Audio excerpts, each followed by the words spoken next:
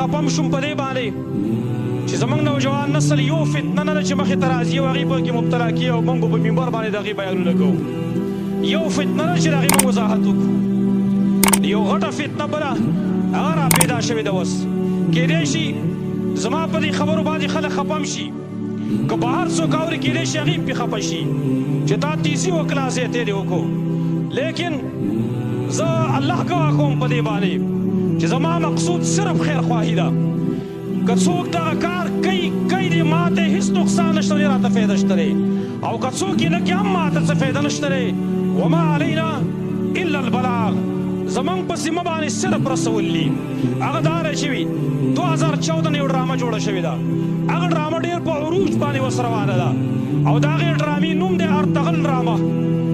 ارتغرل دی که ارتغل دی څه شی دی؟ دا د ترکو په تاریخ باندې په دولت عثماني باندې دا ډرامه جوړه کړې شوې ده او د هغې تقریبا څو سیزنه دي او سره 500 ټریکه سیوا او په هغه ډرامه کې ډېر خلک مبتلا دی. زه خو عام خلک نه یادو، یوازې زه په افسوس سره دا وایم دینداره طبقه خاص کر خلک چې د علماو لیبلې په ځان باندې لګولی دی هغه خلک هم په دې کن کې مبتلا دي، په دې غم کې مبتلا دي. په هغې کې زیاته وخت هم وکړه، ټیم یې په هغې باندې ضایع کو او دومره نشه لري، دومره نشه چې کله یې سړی شروع کړي وایي بیا دې صبرېږي نه وایي او دومره نقصان پکې دی چې بله ورځ یو قاري دی د قرآن وایي هغه ویل چې دومره غټ مصیبت دی چې زه پې اخته شوی وم اوس په دې رمضان کې نو ما به نور کله سپاره 2 سپارې تلاوت کوو، اوس دغه ډرامه ګورم نو د پېشمني پورې دې ډرامې ته ناست یم زه، د پېشمني پورې. او یاره یو وایي څه شی دی؟ وایي دا اسلامي تاریخ موږ ته ښیي. سبحان الله، زموږ تاریخ ډرامو ته پاتې شه. په ډرامو به اوس موږ خپل تاریخ زده کوو. که ته تاریخ ګورې راشه وګوره د تاریخ کتابونه، البدایه والنهایه د ابن کثیر اردو کې هم چاپ ته خیر دی، که ته یې په عربۍ کې ده. تاریخ طبري د ابن جریر وګوره، الکامل د ابن العصیر وګوره، تاریخ ابن خلدون وګوره، المنتظم د ابن الجوزي وګوره. دا نور کتابونه د تاریخ هغه مطالعه کا، تا ته په خپل اسلامي تاریخ پته ولګي. و ډرامو ته خبره راله. بلکې زه ډېر په افسوس سره دا وایم چې بعضې مدارسو کې بعضې علما له دې ډرامې ترغیب خلکو ته ورکوي چې دا وګورئ د دولت عثمانیه او پای کې نقصان څومره دی. د واده نه مخکې د عشق معشوقې باز شروع دی. یو هلک عاشق وي بله معشوقه وي، عشق معشوقه پای کې شروع وي، د یو بل سره د محبت اظهار دا خبرې پای کې شروع وي. یعنی زمونږ نوجوان نسل ته د نه واده نه مخکې د عشق او د معشوقې درس ورکېدلی شي چې عشق معشوقه کوئ خیر دی. دا غټ نقصان په دې ډرامه کې تاسو کتلی شئ. دویم نقصان په دې کې میوزک په دې کې موجود دی، د شیطان آواز په دې کې موجود دی. خپل روجې موږ په دغه میوزک باندې خرابې کړې، نوم مو له ورکړی د اسلام او د ګوړه کې زهر موږ ته میلاوېدلی شي.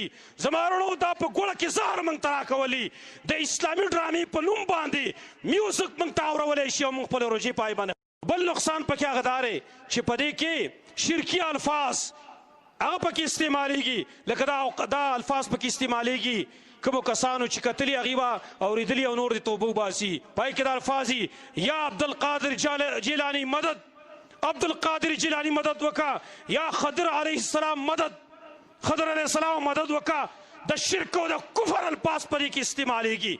لږ په توحید غیرت ته درځي تاسو له، د الله په وحدانیت غیرت ته درځي چې د شرک او د کفر الفاظ تاسو اورئ خوند تیالی. بل نقصان پای کې دا دی چې پای کې مخکې یو ملا تېر شوی، یو بدعتي او ملحد ابن عربي، هغه پکې د ولی په شکل باندې پیش کړی چې دا ولی الله دی او هغه په یو ځای کې ناست دي او کشف ورته کېږي چې ارتغل ته صاحبه تکلیف دی او د دې ځینې کسان پسې دي. د کشف خبرې پای کې د غیب دانۍ. ابن عربي ته پېژنې وې؟ ابن عربي څوک دی؟ ابن عربي په باره کې امام بقایي مستقل کتاب لیکلی د هغه په کفر باندې چې دا د کفري عقیده وه. کتاب یې لیکلی فصوص الحکم الفتوحات المکیه، عام میلاویږي اوس اردو کې هم چاپ شوی دی او پای کې هغه الفاظ څه وایي؟ دا ټول کائنات الله دی نعوذ بالله. او الفاظ څه وایي؟ العبد رب والرب عبد فلا ادري من المکلف.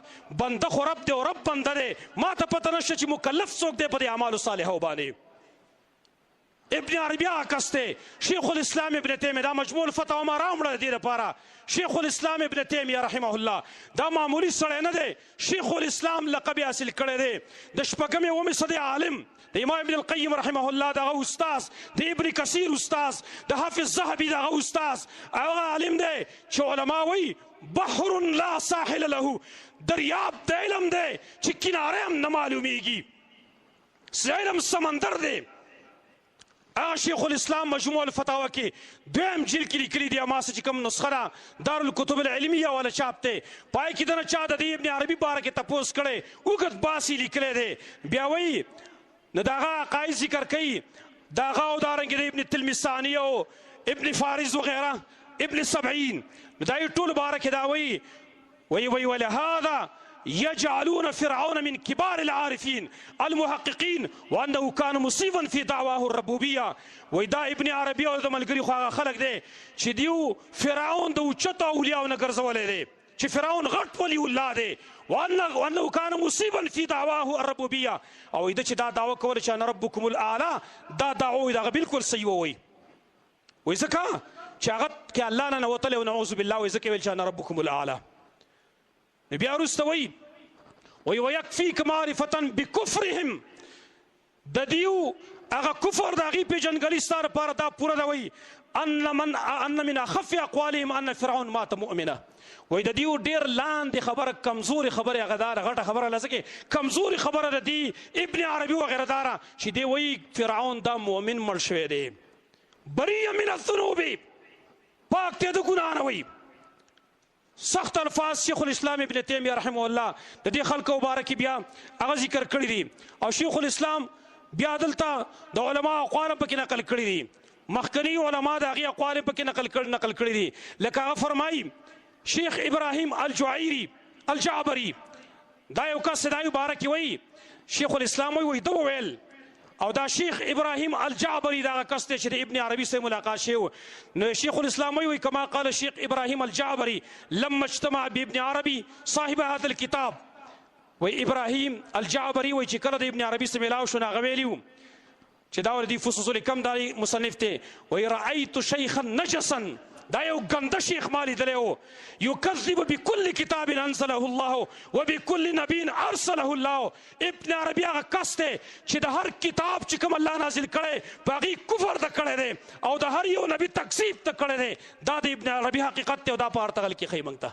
ولی الله ته جوړ کړی دی، د الله خاطر وکړئ، لږه د الله نه ویرېږئ، خپل دین هغې نه ډک وسله مه جوړوئ چې خپل دین تاسو په ډرامو پسې منحصر کړه، او په ډرامو به خپل تاریخ او سیرت موږ اوس ګورو، ټول ټیمونه په دې باندې ضایع کړه.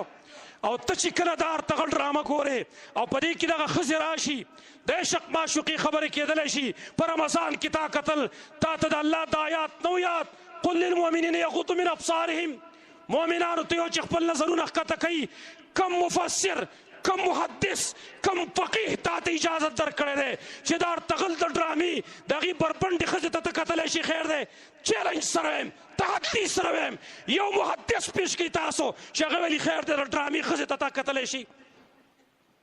زه حیران یم دغه علماو ته، لږ د الله نه ویرېږئ، ولې د امت په ګمراهۍ کې مبتلا کوئ؟ الله ولې خو دې نوم ته وګورئ ډرامه، نو ته بیا ما نه پوهېږي ډرامه وایي څه ته؟ ډرامې په نوم ته نه پوهېږې، ډرامه خو وایي دې ته چې حقیقت نه لري. او تی دې بل نوم ته وګوره، مړ ارتغل څه نوم دی؟ ارتغرل او ارتغل دا څه نوم دی؟ او دا ټول دروغ دي په دې کې. ارتغل په کومه زمانه کې تېر شوی؟ تقریبا دولت عثماني د نه 20 سال هغه مخکې وفات شوی دی.